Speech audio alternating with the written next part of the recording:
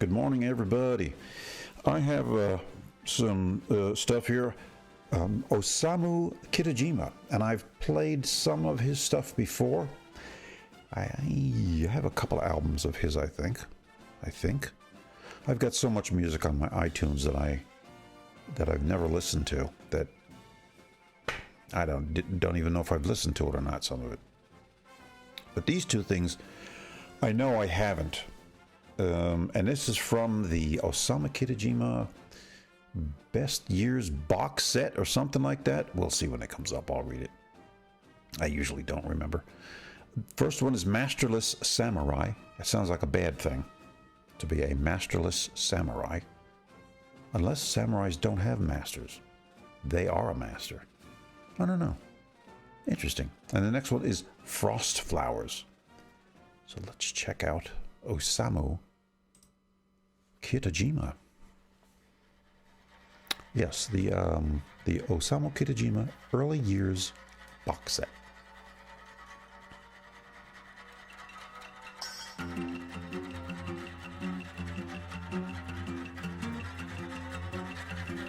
I like the way he combines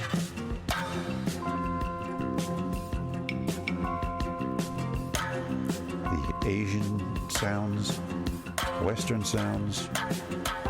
Very cool.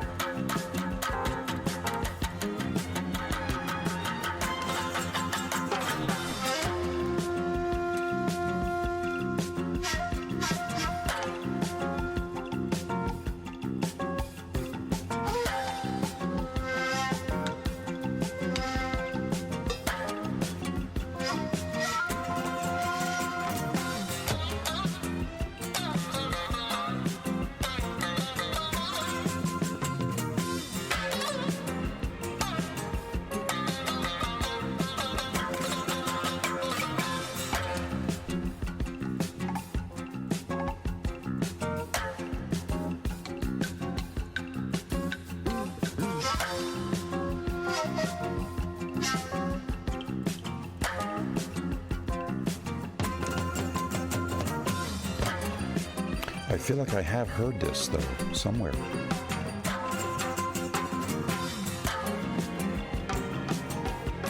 Just having my music on and it happened to play.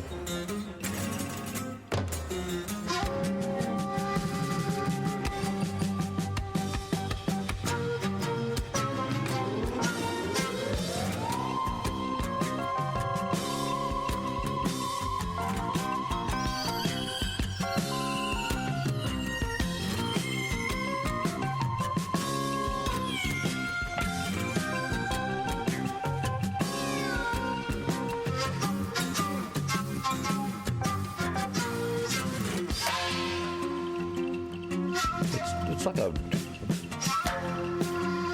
Japanese prog, sort of.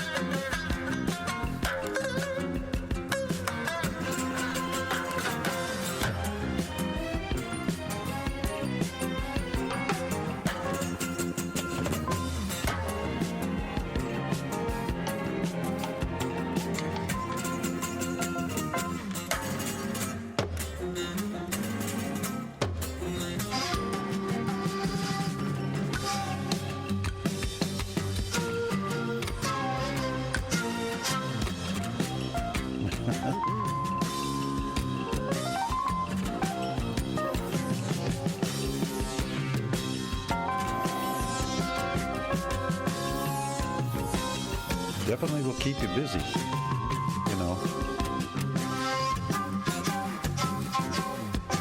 Paying attention.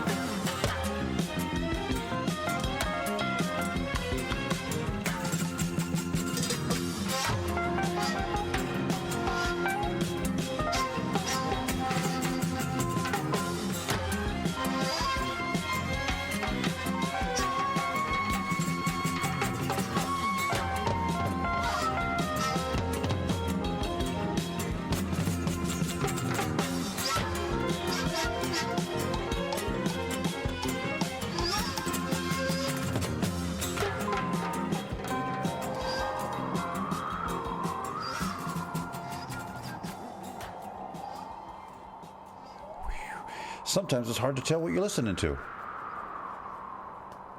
You know, some of those, you hear that blank, blank, blank, blank. To me, that sounds like, and I think I'm right. It's one of those things, I used to know the name, but I've since forgotten that it's like a, let's say, we'll compare it to it like a steel guitar. It's laid down, a bunch of strings on it, and a whole lot of strings. And I used to know the name, but I have forgotten. And I think that's what I was hearing. That blam, blam, blam, blam, blam, blam, blam, blam, blam, blam. I think that's what that was. Okay, frost flowers. Frost flowers. Oh, wait a minute now. We're doing the same one over again. We don't want to do that. Okay. Oh.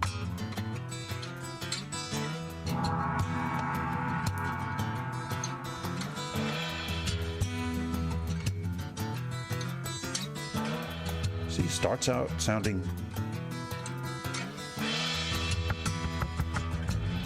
pretty Western, but at some point, something's going to happen.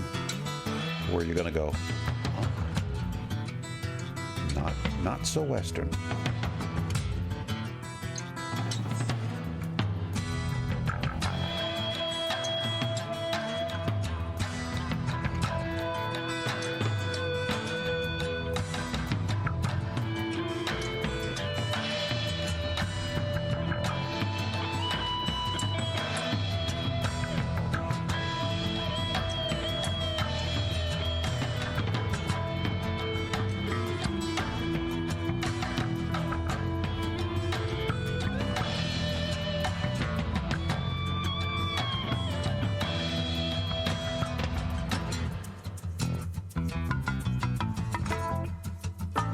Just love the rhythms he comes up with.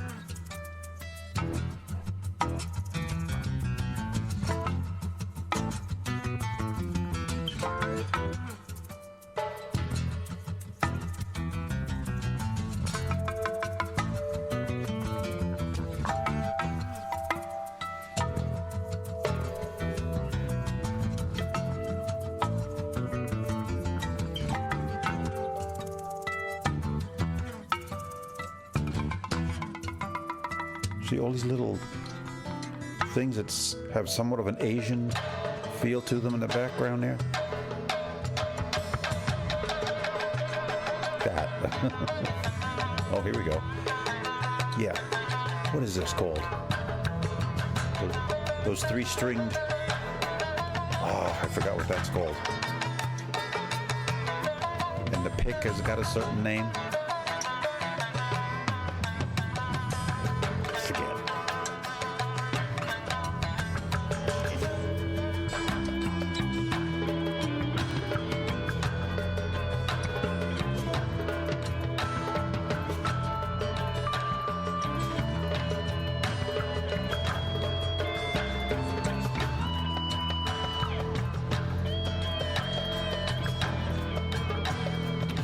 And I don't know what he plays instrument-wise. Probably everything.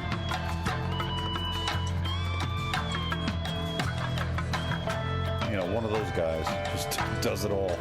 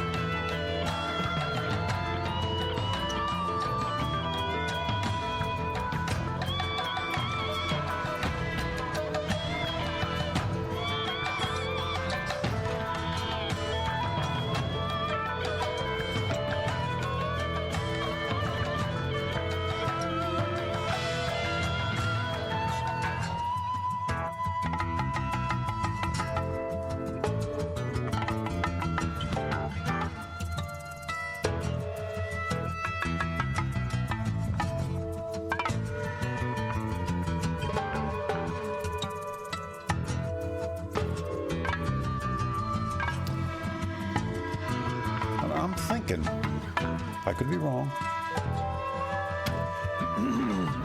But he could probably take, say, a very Asian rhythm, like maybe what that was, dun-dum, dun-dum, dun-dum, dun-dum, dun-dum. Now, and what might have been done with some, a Japanese instrument that sounds very Asian, very Japanese sounding. But you take that and you just play it with a Western instrument, guitar, particularly. And then it's a little more palatable to a Western ear. I'm theorizing here. I don't know this, but it seems to me that you probably can do that. So it makes it a little more digestible for somebody who would go like, I don't like that stuff. I don't like that weird, kind of a thing. Some people just are, they're not very open to some things. I have 4 or 5 albums of Chinese music, and it's real strict Chinese old music. And I don't say I sit around and listen to it, because I don't, though it's interesting to listen to, just to see how their where their heads were at writing music back. This stuff is probably centuries old, some of it. And it's almost like they didn't go far with it. It was a lot of a repeated motif. Oh, look at that. I don't think I've ever used that word in my whole life. Motif. That's twice in the same day. And there was no influences for them. They were just, I'm guessing here. I don't know what the hell I'm talking about. I'm guessing. They just wrote stuff as they felt it. They had no influences from anywhere else in the world. They're very isolated, so the styles of their music was pretty much set in stone, more or less. There was no like, hey, we'll take a little blues, we'll take a little rock, we'll take a little bit of gospel, we'll take a little bit of jazz, and we're going to throw it together and see what we get. No, they had one way of writing music, and that was it. And that's kind of the way I hear it when I'm listening to it. So you have to really kind of accept the fact that they did what they did. I'm not saying it was bad at all. I'm just saying they were kind of restricted in their, the way to approach a piece of music when they went to write something. It was the same old. I should play some, but I think nobody's going to want to listen to this. And usually, even with me putting out videos that I think people are going to listen to, I still only get 20 views anyway, so why do I worry about it? I just put stuff out there and let the chips fall where they may. But it just interests me to hear how people write music, from centuries ago. Like old medieval music. Nothing complicated about it. It was kind of a tune, and it didn't go very far. It was stuck in this one little thing. I'll have to do that. And we can talk about that. We'll talk about the old Chinese music. I got like 4, and I love the titles to it. It's like these strange little, not strange, I say strange, but I don't mean strange, but the titles are very simple. Like River Rocks, or The Tree Bloomed. The titles are, of course, the translation might be an issue, so who knows. All right, enough of my yammering. Osamu Kitajima, very cool stuff, right? Very cool. Masterless Samurai, the first one, and Frost Flowers, the second one. And if anybody wants to hear some Chinese music, let me know. I'll put it out there. I got it. Like I said, 5 albums of that stuff. So there's got to be something that goes over like a lead balloon. All right, folks. Till the next one.